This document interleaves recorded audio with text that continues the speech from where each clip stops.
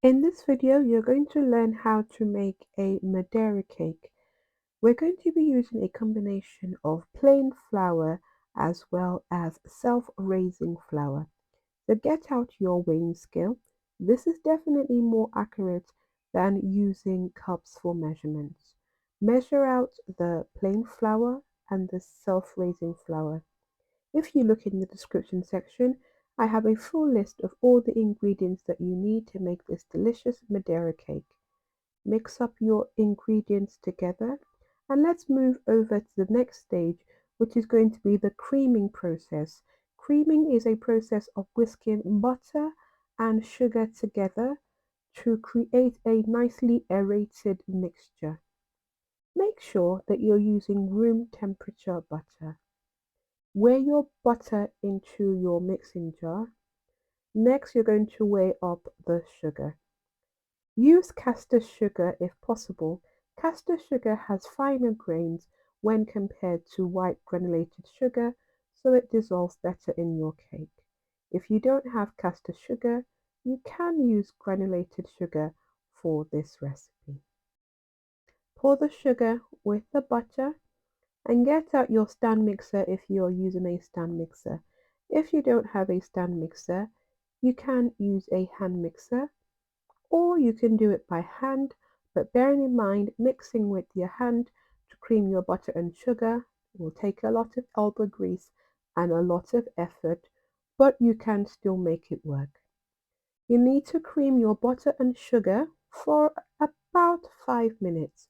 You'll know when your butter and sugar is fully creamed because your mixture would have significantly increased in volume. It will be much paler than what we started off with. So take a look. You can see that the butter is yellow and you can see that it's kind of looking flat. It doesn't look fluffy. This is halfway through the creaming process. Notice that it is much less yellow than what we started with, and it looks more voluminous, more aerated. Keep going. If you're doing it by hand, make sure you take lots of breaks. Same as if you're using your stand mixer, take breaks so you don't tire yourself out and you don't wear your mixer. Look at the edges. Can you see what I mean? That the cream mixture has more volume and you can start to see it looks a lot whiter. So we're getting there. Make sure you scrape your bowl. You'll actually see that some of the mixture still looks yellow. That's not properly creamed. Look at that. Just look at the edge of the spatula. You'll see that there's still some yellow looking butter mixture.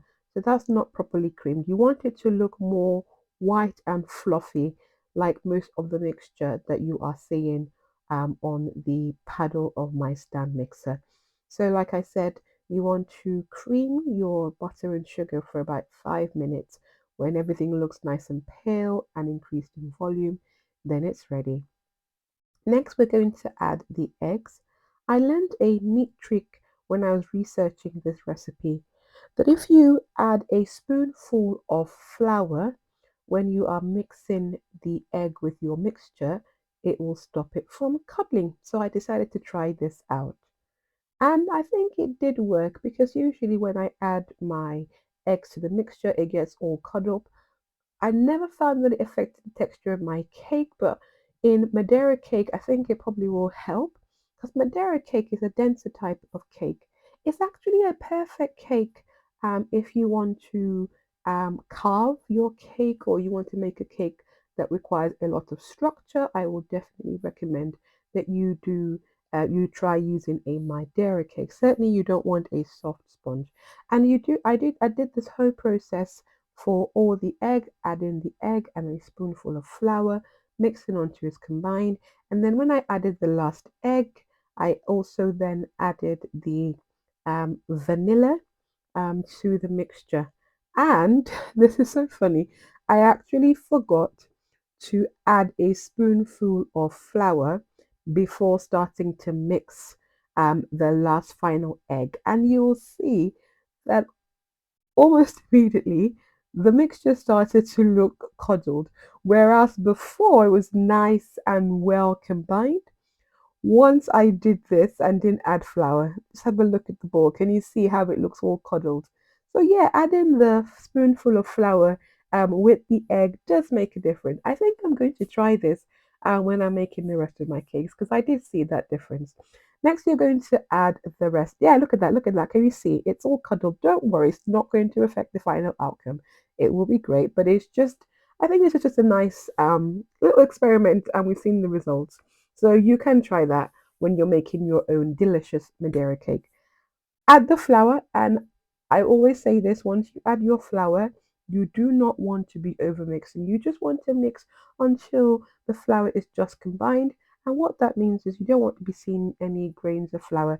And I think what I like to do is once it's mixed a little bit, I swap with the hand mixer and I actually use a spatula and mix it by hand. That way, there is less chance of me over mixing because if you're using the stand mixer, if you take your eyes off it or you're not on the ball, it can be overmixed. So I use my hand to mix it until it's just combined. Now you can see the mixture is quite thick. It's not as thin as, say, my vanilla sponge cake recipe, and it's certainly not as thin as many of my chocolate cake recipes. I mean, if you want to try other different cakes, check out my cake recipes. They're so easy and they work really well. I will put a link of the playlist that has all my cake recipes in the description section, so take a look. I've already pre-lined my cake tin.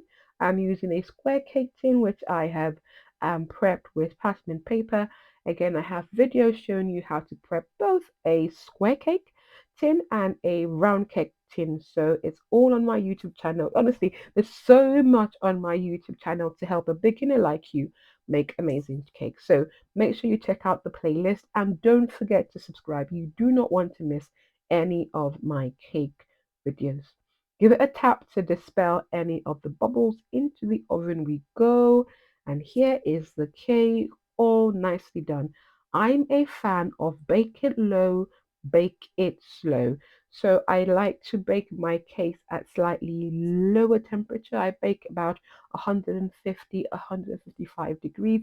It takes slightly longer, but I find by doing this, I don't get a cake that has a dome.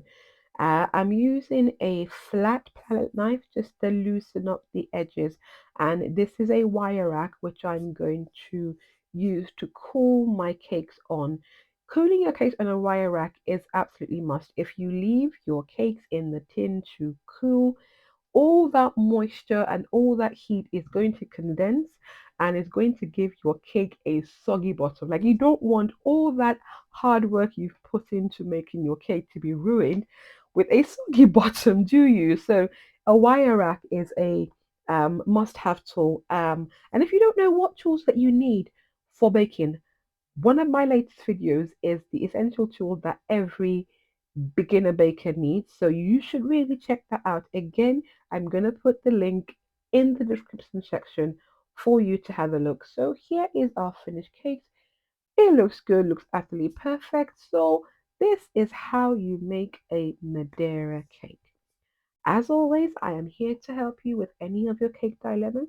If you've got any questions, any comments, just drop it in the description section and I will help you as best as I can.